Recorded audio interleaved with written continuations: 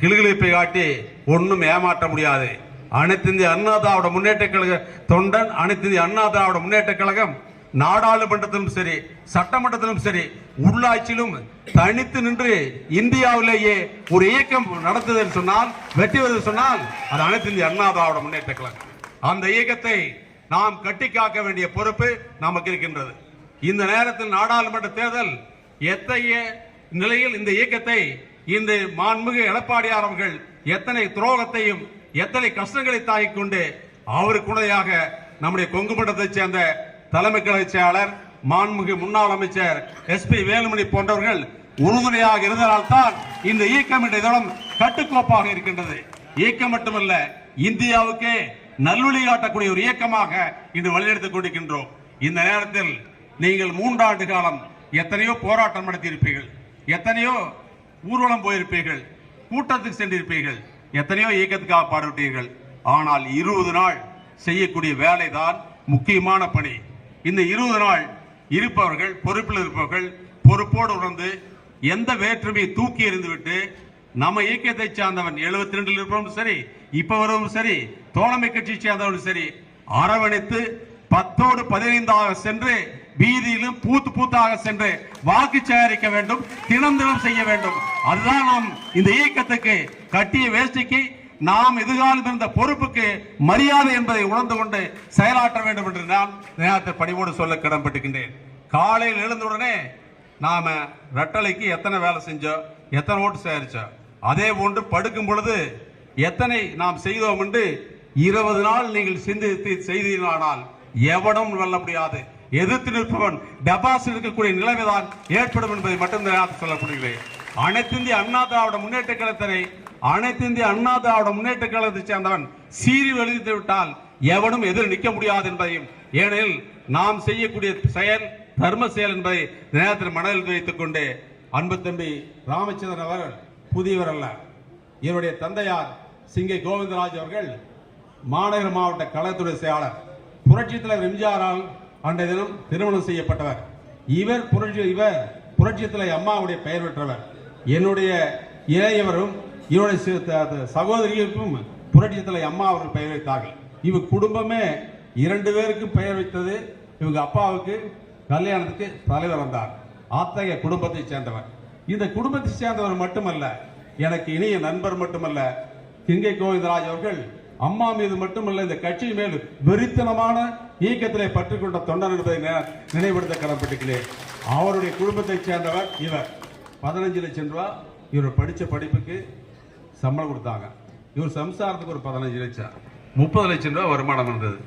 அம்மா ஆட்சியில் இருக்கும்போது எனக்கு 30 லட்சம் வேண்டாம், 15 லட்சம் வேண்டாம், உங்களுடைய கொள்கையை நம்பி, உங்களுடைய தலைமையை நம்பி இந்த அனைத்து இந்திய அண்ணா திராவிட முன்னேற்ற கழகத்தில் இணைந்து நான் பணியாற்றினேன் என்று வந்தவர் தான் இந்த ராமச்சந்திரன்.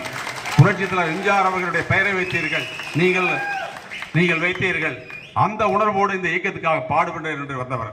அத்தகைய ராமச்சந்திரன் புரட்சி தலைவர் எம்ஜிஆருக்கு நாம் எவ்வளவு மரியாதை வைத்திருக்கிறோமோ அந்த உணர்வோடு, அந்த பெயர் கொண்ட ராமச்சந்திரன் இரட்டை இலையை வெற்றி செய்யும் வரை நாமல் ஓயாமல் உறங்குவாமல் பாடுபடுவோம் என்று சூளுரைப்பை எடுப்போம் என்று தெரிவித்துக் கொண்டு இந்த வாய்ப்பை கொடுத்ததுக்கு நன்றி கூடி வருகின்றேன். பெயர் விட்டு சென்று நல்ல திட்டங்களை உருவாக்கி இந்த புரட்சி தலைவர் அம்மாவுடைய ஆசியோடு நம்மில் ஒருவராக நம்மவராக இருந்து சாதாரண கிளைச்செயலராக இருந்து இன்று பொதுச் செயலாளராகி முன்னாள் முதலமைச்சராகவும் வருங்கால தமிழகத்தின் முதலமைச்சராகவும் புரட்சி தலைவர் எம்ஜிஆர் புரட்சி தலைவர் அம்மாவுடைய கனவை நனவாக்கி கொண்டிருக்கின்ற மாண்புமிகு எதிர்க்கட்சி தலைவர் எடப்பாடியாருடைய அறிவிப்புப்படி இந்த கோவை நாடாளுமன்றத்தில் வெற்றி வேட்பாளராக சிங்கை ராமச்சந்திரன் அவர்கள் அவருடைய வெற்றிக்காக எப்படி பாடுபட வேண்டும் என்பதற்காக திட்டமிட்டு இந்த தினம் கூட்டம் பல்லடம் தொகுதியுடைய செயல்வீரர் கூட்டத்தை சிறப்போடு நடத்தி கொண்டிருக்கின்ற இந்த மண்டலத்தையே பொறுப்பேற்று 5 நாடாளுமன்றத்துடைய பொறுப்பேற்று தமிழகத்தில் அனைத்து இந்திய அண்ணா திராவிட முன்னேற்ற கழகம் கோவை கொங்கு மண்டலம் எஃகு கோட்டை என்று நிரூபிக்கின்ற வகையிலே இயக்கத்தையும் ஆட்சியும் வழிநடத்தி இன்று அனைத்து இந்திய அண்ணா திராவிட முன்னேற்ற கழகத்துடைய தலைமை செயலாளராக 5 தொகுதியுடைய மண்டல பொறுப்பாளராக முன்னாள் அமைச்சர், இங்கு தெற்கு மாவட்ட கழகத்துடைய ஆற்றல் மிக்க செயலாளர், மாண்புமிகு சட்டமன்ற உறுப்பினர், நமது எதிர்க்கட்சியுடைய கொறடா SP வேலுமணி அவர்களே, இந்த நிகழ்ச்சிகளை வருகிறது இயக்கத்தை வலது நடத்துவதிலும் அதே போன்று இந்த பகுதியுடைய மக்களுக்காக அயராது பாடுபட்டுக் கொண்டிருக்கின்ற இந்த மாவட்டத்துடைய ஆற்றல் மிக்க மாவட்ட செயலாளர், முன்னாள் அமைச்சர், அன்புக்குரிய ராதாகிருஷ்ணன் அவர்களே, அன்புக்குரிய உங்களுடைய மண்ணின் மைந்தர், இந்த தொகுதியினுடைய 3 ஆண்டு காலம் மக்கள் பணியாற்றுதலும் இயக்க பணியாற்றுதலும் முன்னோடியாக இருந்து பணியாற்றி கொண்டிருக்கின்ற உங்களுடைய சட்டமன்ற உறுப்பினர், கழகத்தினுடைய அமைப்பு செயலாளர், அன்புக்குரிய ஆனந்தன் அவர்களே, முன்னாள் சட்டமன்ற உறுப்பினர்கள்,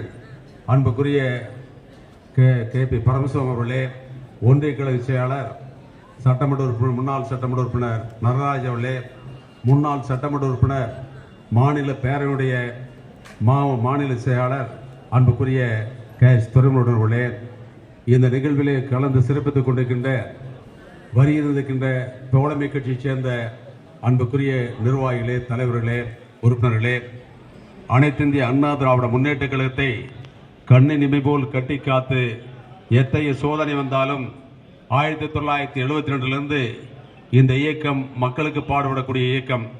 இன்று மக்களோடு புரட்சித் தலைவர் எம்ஜிஆர், புரட்சித் தலைவர் அம்மாவுக்காக எந்த தியாகத்தையும் இந்த இயக்கத்துக்காக பாடுபடுவேன் என்று சுழன்று பணியாற்றி கொண்டிருக்கின்ற ஆற்றல் மிக்க ஒன்றிய கழக செயலாளர்கள், நகர செயலாளர்கள், பேரூராட்சி செயலாளர்கள், கிளை செயலாளர்கள், அதே போன்று வார்டுடைய செயலாளர்கள் அத்தனை பேருக்கும், இங்கே உள்ளாட்சியுடைய முன்னாள் பிரதிநிதிகள், கூட்டுறவுத்துறை பிரதிநிதிகள், அது மட்டுமில்லாமல் வருகின்ற பத்திரிகை தொலைக்காட்சியினர்கள், எப்பொறுப்பு இருந்தாலும் இல்லாவிட்டாலும் நாடாளுமன்றம் 40 பெற்றுவதிலே பல்லடம் தொகுதி அதிகமான வாக்குகளை இந்த 6 தொகுதியில் வெற்றி பெறுவோம் என்று சூளுரைத்து பணியாற்றி கொண்டிருக்கின்ற பெருமைக்குரிய செயல் வீரர்களே, வீராங்கனைகளே, அத்தனை பேருக்கும் என்னுடைய மாலை வணக்கத்தை தெரிவித்துக் கொள்கின்றேன்.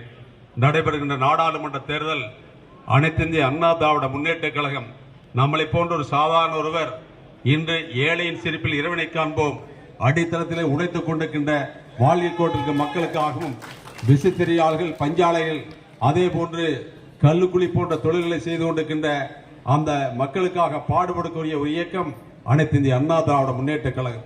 அனைத்திந்திய அண்ணா திராவிட முன்னேற்ற கழகம் 50 ஆண்டுகளுக்கு மேல் இந்த இயக்கம் இருக்கின்றது.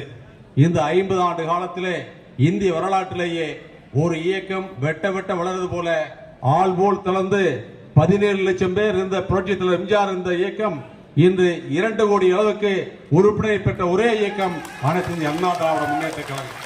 இந்த இயக்கத்தில் இருக்கின்ற தொண்டர்கள் எல்லாம் எந்த பிரதிநிதிகள் எதிர்பார்ப்பார்கள்? 6 வேண்டுமானாலும் சட்டமன்ற உறுப்பினராக, நாடாளுமன்ற உறுப்பினராக, ஊராட்சி தலைவராக வந்தாலும் மக்களுக்காக பாடுபடக்கூடியவர்களை ஊக்குவிக்கிறதும் அவர்கள் மூலமாக ஏதாவது மக்களுக்கு செய்ய வேண்டும் என்ற உணர்வுள்ள ஒரு கட்சி தொண்டருக்கு சொன்னால் அது அனைத்து இந்திய அண்ணா திராவிட முன்னேற்ற கழகத்துடைய தொண்டன். இவனெல்லாம் தர்மத்துக்காக பாடுபடக்கூடிய ஒரு இயக்கம், அதனுடைய தொண்டன் அனைத்து இந்திய அண்ணா திராவிட முன்னேற்ற கழக தொண்டன். அந்த இயக்கம் தான் வரக்கூடிய நாடாளுமன்ற தேர்தலை சந்திக்கிறது. அருமைக்குரிய சகோதரர்களே, எனக்கு முன்னர் பேசியவர்கள் குறிப்பிட்டது போல இங்கு யாரும் பகடக்காய் கிளுகிழிப்பை காட்டி ஒன்றும் ஏமாற்ற முடியாது.